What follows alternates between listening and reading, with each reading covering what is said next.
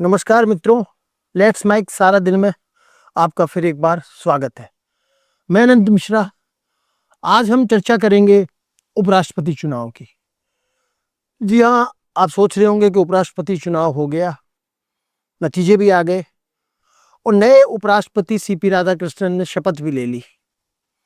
लेकिन चर्चा जो चुनाव को लेकर पिछले एक महीने से सरगर्मी थी और दोनों तरफ से दावे किए जा रहे थे एक दूसरे पार्टी में, एक दूसरे के गठबंधन में सेंध लगाने के। आंकड़ों में देखा जाए तो 422 सीपी राधाकृष्णन के पास थे और 312 करीब इंडी गठबंधन के पास थे। मतलब 110 की बढ़त एनडीए गठबंधन को थी, सीपी राधाकृष्णन के पास वोटों का गणित था।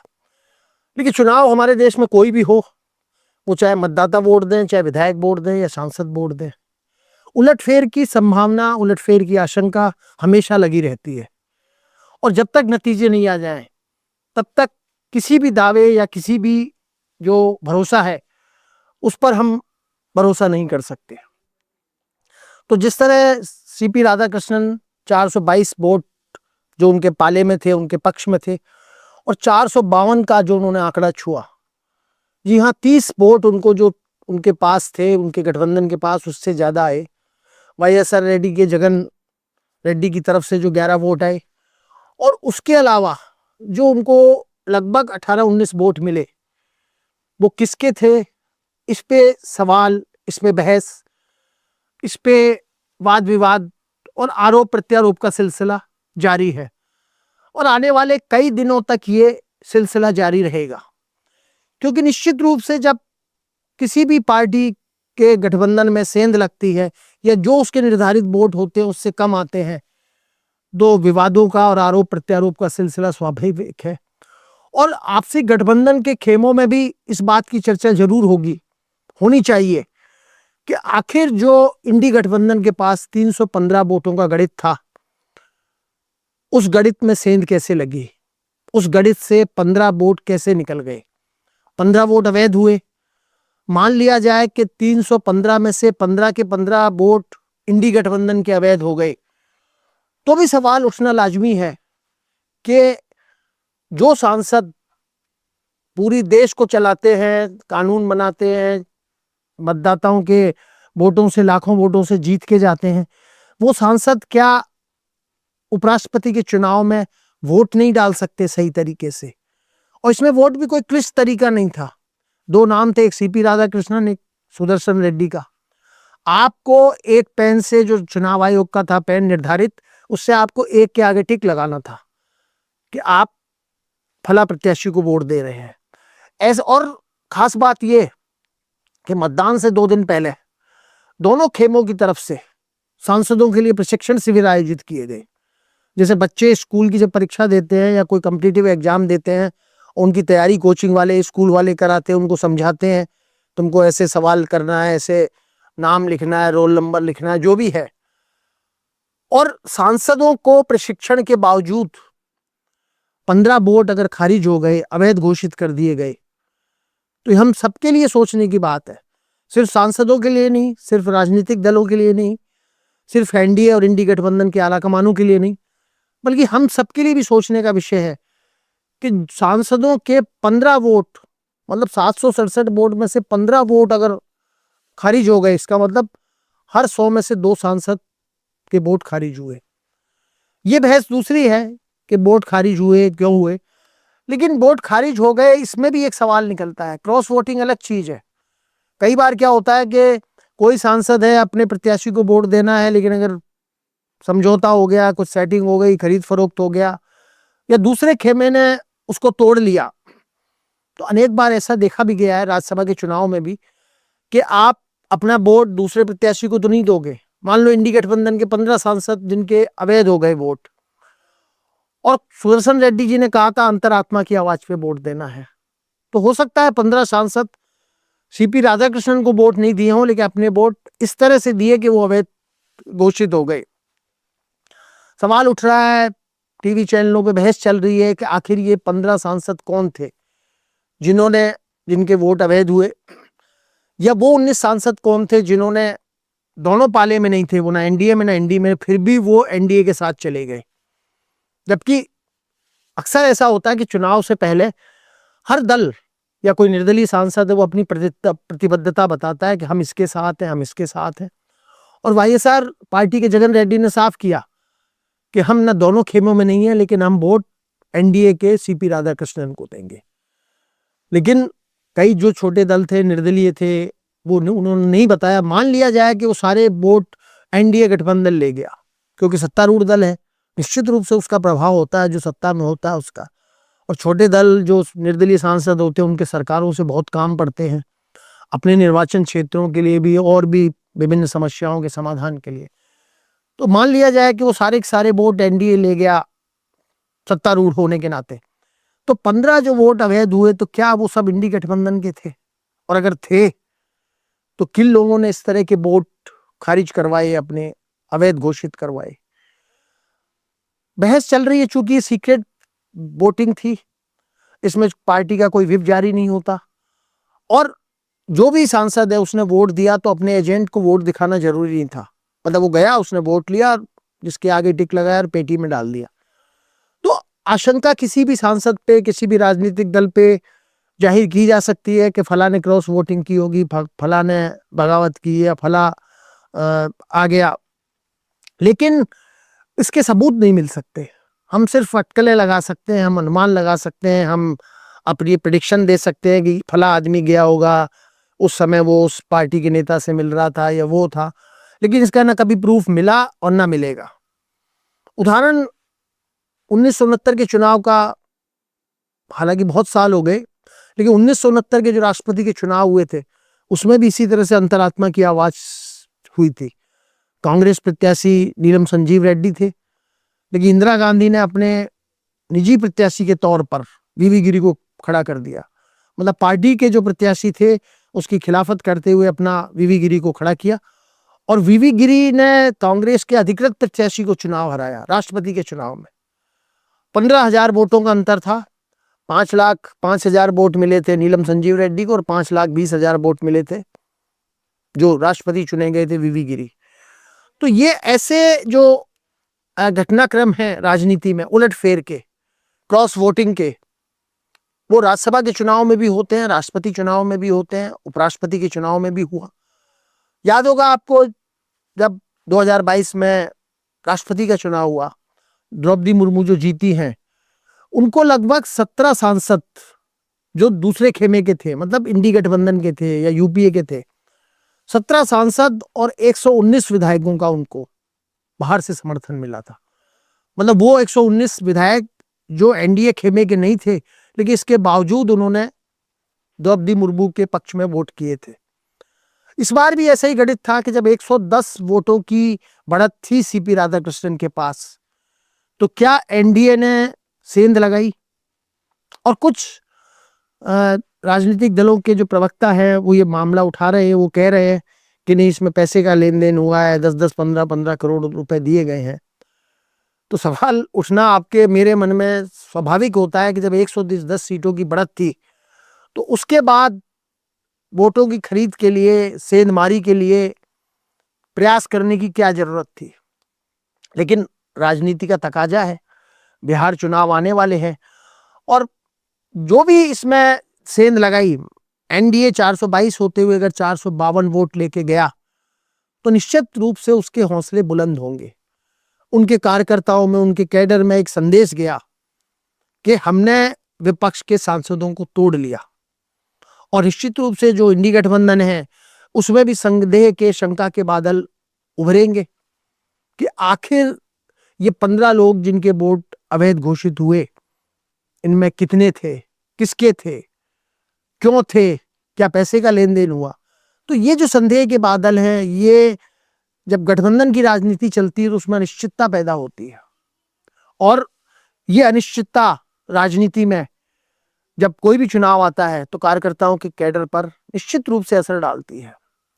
आपको याद होगा राज्यसभा का चुनाव हरियाणा में जब हुआ था, और राजस्थान के उस समय कांग्रेस के प्रभारी थे अजय माकन।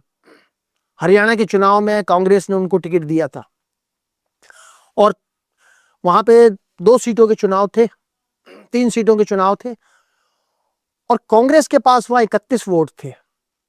जी हाँ, अकेले कांग्रेस के पास 31 वोट थे और कांग्रेस को जीत के लिए सिर्फ 29 वोट चाहिए थे।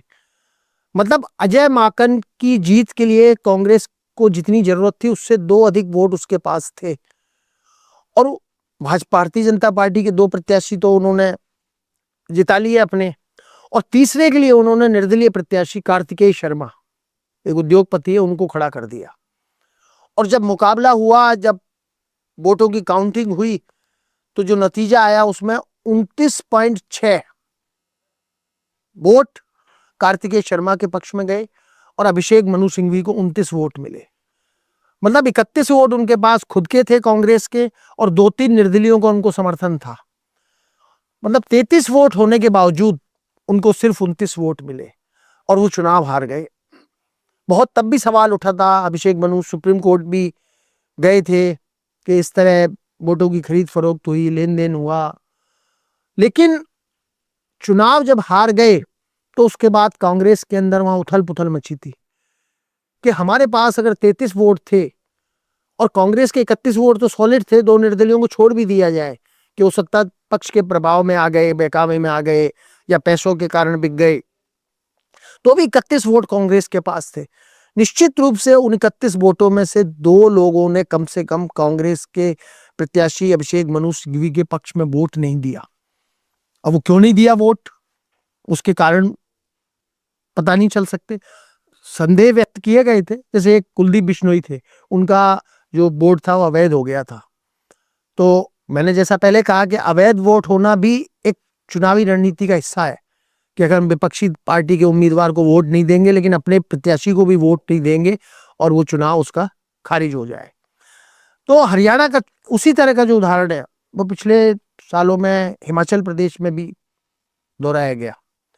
वहां कांग्रेस ने अपने जाने माने वकील अभिषेक मनु सिंघवी को टिकट दिया और अभिषेक मनु सिंघवी को जब टिकट दिया तो अभिषेक मनु सिंघवी 40 वोट उनके पास थे और 40 वोट होने के बावजूद उनको चाहिए थे 36 वोट जीतने के लिए, 35 वोट चाहिए थे सॉरी जीतने के लिए, लेकिन 40 वोट होने के बावजूद 35 वोट जीतने के लिए चाहिए थे। मतलब उनके पास जितने वोट थे उससे ज्यादा उनके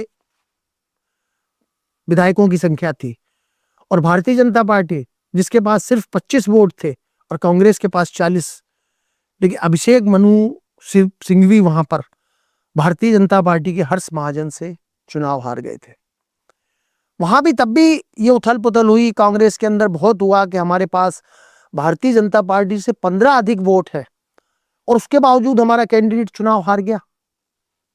तो निश्चित रूप से ऐसे जब सवाल उठते हैं, ऐसी जब घटनाएं होती हैं, तो वो सिर्फ किसी एक राजनीतिक दल के लिए चुनाव जीतना तो महत्वपूर्ण हो सकता है कि भारतीय जनता पार्टी ये दावा कर सकती थी या भारतीय जनता पार्टी ने दावा किया भी कि हमारे पास 25 वोट थे लेकिन हमने कांग्रेस के 40 वोट वाली कैंडिडेट को हमने हरा दिया। लेकिन निश्चित रूप से ऐसे जो खेल होते हैं, ऐसी जो जोड़ तोड़ होती है, उसमें पैसे का बड़ा लेन देन होता है। उपराष्ट्रपति के चुनाव में पैसे का लेन देन हुआ या नहीं हुआ कोई नहीं कह सकता क्योंकि इन चीजों के सबूत नहीं होते। लेकिन इसी तरह का एक उदाहरण 1991 में जब पीवी नरसिम्हा राव देश के प्रधानमंत्री बने, उस समय कांग्रेस के पास पूर्ण बहुमत नहीं था। मतलब सदन में जो लोकसभा में 272 का आंकड़ा है वो कांग्रेस के पास नहीं था। कांग्रेस के 232 उम्मीदवार जीत के आए थे और कई छोटे दलों के साथ उन्होंने गठजोड़ करके, और जिसको कह सकते हैं कि एक अल्पमत की सरकार, जोड़ तोड़ करके कुछ लोगों ने समर्थन नहीं दिया लेकिन बाहर से समर्थन दे रहे थे। उस समय भी कम्युनिस्ट पार्टी के एक सांसद ने कांग्रेस की नरसिम्हा राव सरकार के खिलाफ अविश्वास प्रस्ताव पेश किया। अविश्वास प्रस्ताव जब आया तो अविश्वास प्रस्ताव गिर तो गया सदन में। मतलब अविश्वास प्रस्ताव के पक्ष में आए 251 वोट और उसके खिलाफ आए 265 वोट। जिन्होंने चाहा कि अविश्वास प्रस्ताव गिरना चाहिए, सरकार नहीं गिरनी चाहिए, सरकार नहीं गिरने देने के पक्ष में 265 लोग थे और सरकार गिराने के पक्ष में 251। सरकार तो बच गई उस समय अविश्वास प्रस्ताव से, क्योंकि उसके बाद आपको याद होगा, और नहीं हो याद तो बात लगभग 30 साल पुरानी है, 3 दशक हो गए उस बात को। ठीक है, उस समय आपको याद होगा झारखंड के 3-4 सांसदों के नाम आए थे कि जिन्होंने वोट फॉर कैश, एक मामला उछला था कि उन्होंने पैसे लेकर और सरकार बचाने के लिए वोट दिया उनके पक्ष में।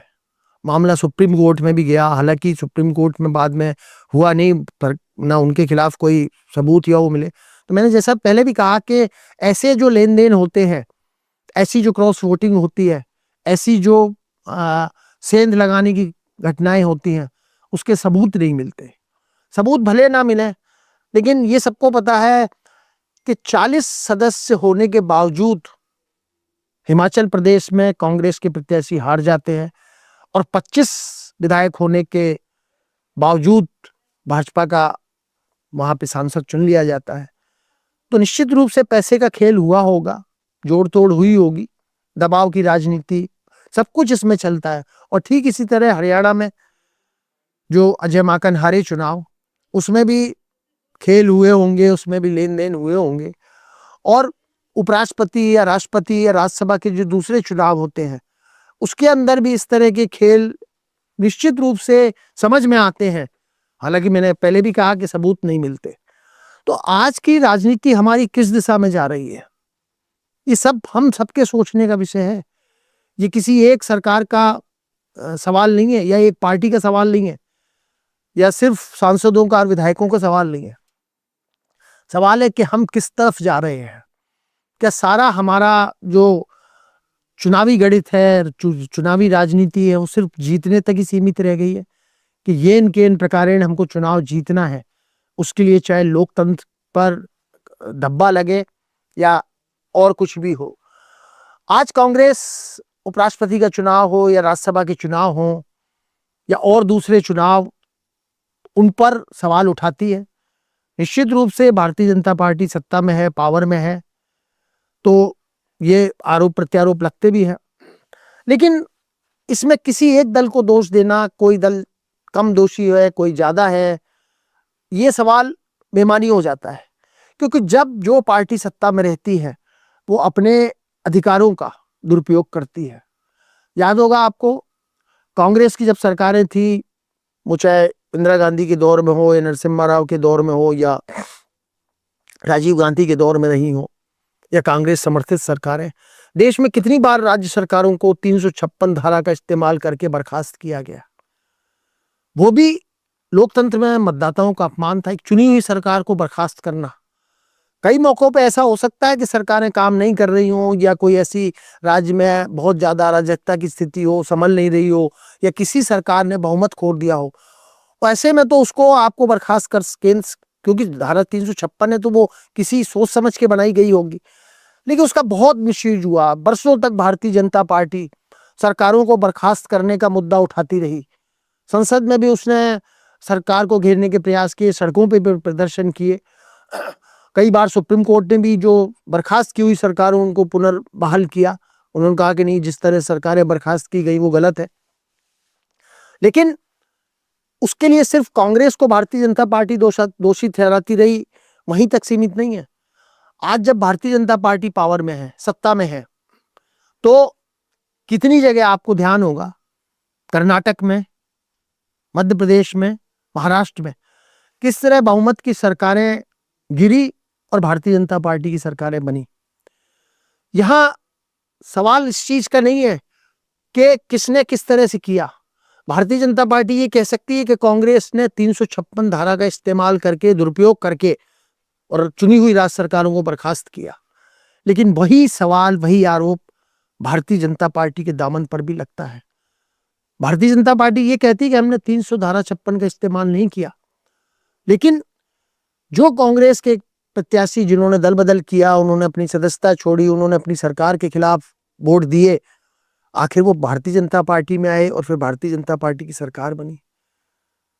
तो मेरे कहने का मतलब ये है कि दल बदल, सेंधमारी, सरकारों को गिराना, ये किसी राजनीतिक दल पे इसका लेबल नहीं लग सकता। ये सत्ता का दुरुपयोग है, सत्ता का रोग है ये। जिस पार्टी की सत्ता होती है, जो पावर में होता है, उसको लगता है कि मैं जो चाहे जो कर सकता हूं। कांग्रेस रही तो उसने 356 के तहत राज्य सरकारों को बर्खास्त किया, और भारतीय जनता पार्टी है तो उसने 356 का इस्तेमाल भले ना किया हो, लेकिन उसने अपने तरीके से कई राज्य सरकारों को अस्थिर किया और अपनी सरकारें बनवाई। एक दौर आपको यह भी याद होगा जब अटल बिहारी वाजपेयी सत्ता में आए थे दूसरी बार, और जयललिता ने, जो तमिलनाडु की अन्ना द्रमुक की नेता थी, उन्होंने समर्थन जो सरकार को दे रही थी, वाजपेयी सरकार को, उन्होंने समर्थन वापस ले लिया था और वो अविश्वास प्रस्ताव आया था। उस दौरान अटल बिहारी वाजपेयी की सरकार एक वोट से हार गई थी। आज के दौर में यह सुनना बहुत आश्चर्यजनक लगता है कि कोई सरकार सत्ता में हो और एक वोट से हार जाए। आज के युग में क्या आप कल्पना कर सकते हो कि चाहे केंद्र की सरकार हो या राज्य की सरकारें हो, और कांटे की टक्कर हो और वो सरकार एक वोट से हार जाए? 15-20 वोट से अगर हार जाए समझ में आता है कि सरकार के खिलाफ बहुमत है लोगों का, लेकिन एक वोट को मैनेज करना, और उस समय एक वोट को लेके गिरधर गोमांगो, उनके वोट को लेके भी हुआ था। वो सांसद भी थे और सांसद रहने के बाद उन्होंने उड़ीसा के मुख्यमंत्री बन गए, तो सांसद लोकसभा की सदस्यता उन्होंने छोड़ी नहीं थी। सवाल आया कि इनको वोट नहीं देने दिया जाए, और उस समय के जो लोकसभा अध्यक्ष थे जीएमसी बालयोगी, उन्होंने गिरधर गोमांगो के विवेक पे फैसला छोड़ दिया कि उन्होंने भले सांसद से इस्तीफा नहीं दिया हो, लेकिन वो उड़ीसा के मुख्यमंत्री की शपथ ले चुके हैं, तो क्या उन्हें वोट करना चाहिए या नहीं, मैं उनके विवेक पे छोड़ता हूं। और गिरधर गोमांगो ने वोट किया और अटल बिहारी वाजपेयी की सरकार एक वोट से गिरी। कल्पना कीजिए कि जीएमसी बालयोगी अगर गिरधर गोमांगो को वोट नहीं देने देते, तो उस समय दोनों जो है वाजपेयी सरकार और विपक्ष, उनके बराबर बराबर वोट हो जाते, और लोकसभा अध्यक्ष को यह अधिकार है। लोकसभा अध्यक्ष वैसे वोटिंग नहीं करता उस मामले में, लेकिन जब टाई हो जाए, दोनों सांसदों की संख्या बराबर हो जाए दोनों खेमों की, तो लोकसभा अध्यक्ष अपना वोट देता है। और अगर उस समय गिरधर गोमांगो की सरकार को रोक दिया जाता, अगर लोकसभा अध्यक्ष रोक देते सरकार के दबाव में, क्योंकि आखिर वो भी राष्ट्रीय जनतांत्रिक गठबंधन के सहयोगी दल के थे, तो निश्चित रूप से सरकार बच जाती। लेकिन वो जो दौर था 30 साल पहले का दौर, उस दौर से राजनीति बहुत बदल गई। आज एक सीट के लिए राज्यसभा की, उपराष्ट्रपति के चुनाव में अगर आपके पास 100 का बहुमत है, फिर भी और बहुमत का आंकड़ा बढ़ाने के लिए, जुटाने के लिए खेमेबंदी जो होती है, क्रॉस वोटिंग होती है, सेंधमारी होती है, इसने निश्चित रूप से राजनीति में जो हमारी आम लोगों की जो रुचि है उसको कम किया है। और सबको ये लगने लग गया है कि राजनीतिक दलों का जो दिखावा है, सोच है, वो एक सी होती है। वो जब विपक्ष में होते हैं तो एक मुद्दा उठाते हैं, सरकार पे आरोप लगाते हैं, सरकार पे लोकतांत्रिक परंपराओं के उल्लंघन का आरोप लगाते हैं, लेकिन जब वही सत्ता में आ जाते हैं तो वो फिर अपने तरीके से काम करते हैं। तो मतलब सत्ता जो है उसका रंग एक होता है, वो किसी भी पार्टी की सरकार आ जाए वो सत्ता के रंग में बहती है। तो उपराष्ट्रपति के चुनाव को लेकर जो सेंधमारी हुई, क्रॉस वोटिंग हुई, उसकी अभी बहस चल रही है और लंबे समय तक ये बहस चलती रहेगी जब तक कि कोई और नया इस तरह का घटनाक्रम सामने नहीं आ जाए। तो आज का हमारा ये कार्यक्रम कैसा लगा आप कमेंट बॉक्स में राय दें। कल फिर किसी मुद्दे के साथ आपसे मुलाकात होगी, तब तक के लिए आज्ञा दीजिए। धन्यवाद। आप सुन रहे थे let's make more than radio. Follow कीजिए हमें हमारे सोशल मीडिया प्लेटफॉर्म्स पर। It's time for news. It's time for More Than Radio. Presenting the first radio news app, Let's Mic. Let's Mic, a news-based app on your phone where you get to watch and listen news, talk shows, interviews, radio show podcasts. On Let's Mic, you get all relevant information of TV, print, radio, podcast, and digital. Let's Mic talks about every segment of life.